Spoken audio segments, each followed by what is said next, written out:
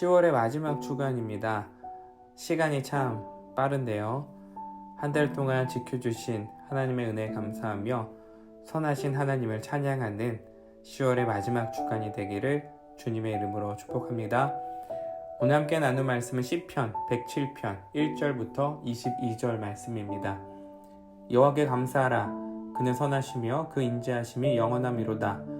여호와의 속량을 받은 자들은 이같이 말할지어다. 여호와께서 대적의 손에서 그들을 속량하사 동서남북 각 지방에서부터 모으셨도다. 그들이 광야 사막길에서 방황하며 거주할 성읍을 찾지 못하고 줄이고 목이 말라 그들의 영혼이 그들 안에서 피곤하였도다. 이에 그들이 근심 중에 여호와께 부르짖음에 그들의 고통에서 건지시고 또 바른 길로 인도하사 거주할 성읍에 이르게 하셨도다. 여호와 인자하심과 인생에게 행하신 기적으로 말미암아 그를 찬송할지로다. 그가 사모하는 영혼에게 만족을 주시며 줄인 영혼에게 좋은 것으로 채워주심이로다.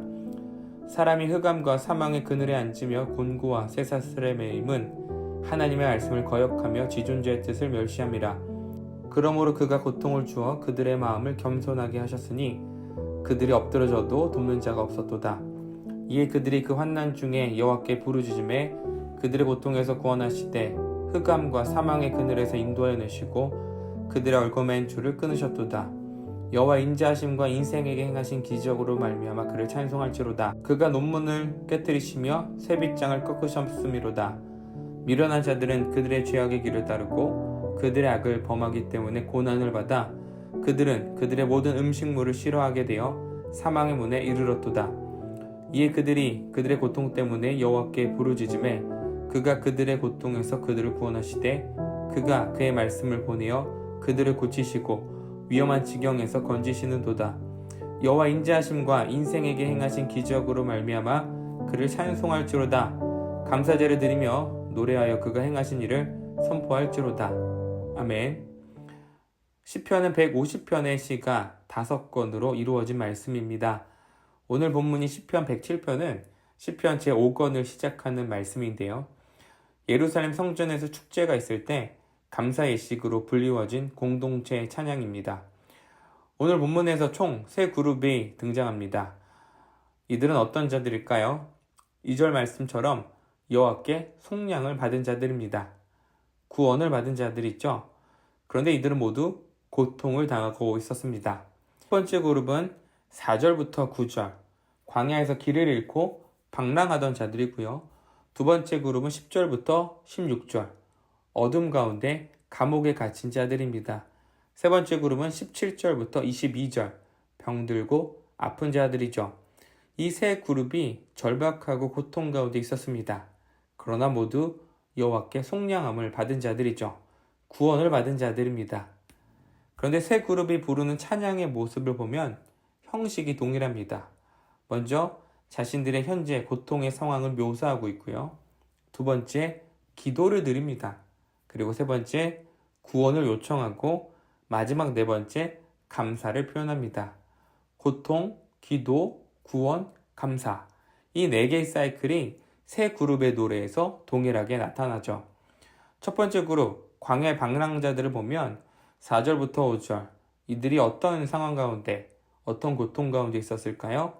광야 생활 가운데 거주할 집을 찾지 못해 목이 마르고 배가 고픕니다. 그러자 이들이 6절 기도하죠. 하나님께 부르짖습니다. 무엇을 부르짖고 기도할까요? 구원의 내용인 7절 또 바른 길을 인도하사 거주할 성읍에 이르게 하셨도다. 머무를 땅과 집이 없는 자신들에게 거주할 성읍을 달라고 구원하는 그 요청의 기도를 드리는 것이죠. 그리고 마지막 자신들을 구원하신 하나님께 8절부터 9절 감사의 기도를 올려드립니다. 두 번째 그룹도 마찬가지입니다.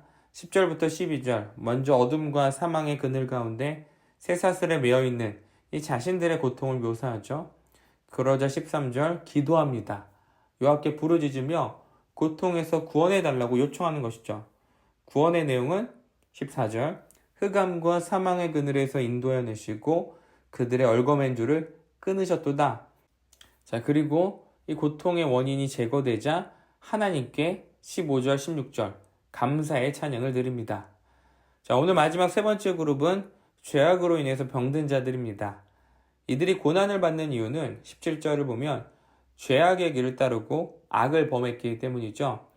고통 가운데 하나님께 그리고 기도합니다. 아픔을 치료해달라고 기도하는 것이죠. 그리고 하나님께 감사의 찬양을 드립니다. 고통, 기도, 구원, 감사 이 네 가지 모습이 고통 가운데 있는 모든 자들에게 보여주는 공통된 모습입니다. 우리 신앙의 사이클과 동일하죠. 우리 삶에 어려움이 닥치면 우리는 무엇을 할까요? 기도합니다. 간절히 기도하죠. 무엇을 기도할까요? 지금 당장의 문제 해결을 위해서 기도합니다. 재정적인 문제, 관계의 문제, 승진의 문제, 건강과 자녀의 문제, 현실에서 부딪히는 수많은 어려움이 해결되기를 기도합니다. 그리고 하나님께서 우리의 기도를 응답해 주셨을 때 우리는 감사의 찬양을 드리죠.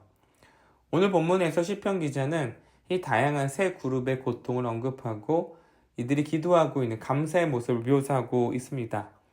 그런데 이들이 이렇게 하나님께 기도하고 감사할 수 있는 근거를 또한 제시하죠. 바로 1절 여호와께 감사하라. 그는 선하시며 그 인자하심이 영원함이로다. 이 세 그룹이 동일하게 고백하는 감사의 기도는 하나님의 인자하심입니다. 8절에 보면 여호와의 인자하심, 15절에도 보면 여호와의 인자하심, 21절에 보면 여호와의 인자하심. 시편 기자가 고백하는 인자하심은 히브리어로 헤세드에 있는데요. 우리에게 좀 익숙한 성경의 표현이죠. 구약 성경에서 헤세드는 하나님의 성품을 드러낼 때 사용되는 아주 중요한 표현입니다. 그리고 오늘 본문에서 나타난 헤세드의 의미는 하나님의 변함없는 사랑입니다. 우리 현실이 오늘 본문에 등장하는 세 그룹과 크게 다르지 않습니다. 광야 같은 세상에 마음에 쉴 곳이 없죠. 현실은 점점 각박해집니다. 세상이라는 감옥에 갇혀 어둠 가운데 살아가죠. 몸과 마음이 병들어서 고통 가운데 울부짖습니다. 그런데 우리가 감사할 수 있는 이유는 무엇일까요? 우리를 변함없이 사랑하시는 하나님이 계시기 때문이죠. 우리의 아픔을 들으시고 고통의 소리를 귀 기울이시고 우리의 간구를 들으시는 하나님이 계시기에 우리는 감사할 수 있습니다. 하나님의 선하심과 인자하심이 영원하기에 우리는 감사하죠. 우리의 아픔과 슬픔이 하나님의 영원한 인자하심 앞에 눈 녹듯 사라지고 선하신 그분의 인도하신 가운데 우리의 삶이 회복되어져 갈 것이기 때문입니다. 삶의 문제들로 인해서 신음하고 아파하는 빗소금의 성도님들이 계시다면 하나님의 인자하심을 바라보며 우리의 삶을 회복시킬 하나님과 함께 동행하는 오늘 하루가 되기를 소망합니다. 우리의 삶 가운데 감사의 고백이 넘쳐날 때 하나님이 우리의 하나님이십니다. 이것이 우리 믿음으로 고백될 줄 믿습니다. 기도하겠습니다. 하나님 감사합니다. 하나님의 인자하심을 찬양합니다. 우리의 모든 어려움 가운데 고통 가운데 하나님의 선하심을 찬양하고 하나님의 영원한 사랑을 찬양하고 감사할 수 있게 하심에 감사를 드립니다. 하나님, 우리 삶 속에서 어려움들이 많습니다. 오늘 시편 기자가 고백하고 묘사한 그 공동체의 모습처럼 늘 어둠 가운데 있고 몸이 아프고 병든 자들이 있습니다. 우리 삶 가운데서도 이런 아픔이 끊이지 않고 늘 하나님께 울부짖는 순간들이 넘쳐납니다. 그러나 하느님, 우리가 기도하기로 원하는 것은 그럼에도 불구하고 하나님을 감사할 수 있는 믿음을 소유하게 해주시옵소서. 하나님의 사랑을 고백하고 그 사랑 가운데 머무는 것이 얼마나 큰 기쁨이고 감사의 고백이 될 수 있는지 우리의 믿음으로 고백하게 하여 주시옵소서. 오늘도 우리와 함께 하신 우리 구주 예수 그리스도의 이름으로 기도드렸습니다. 아멘.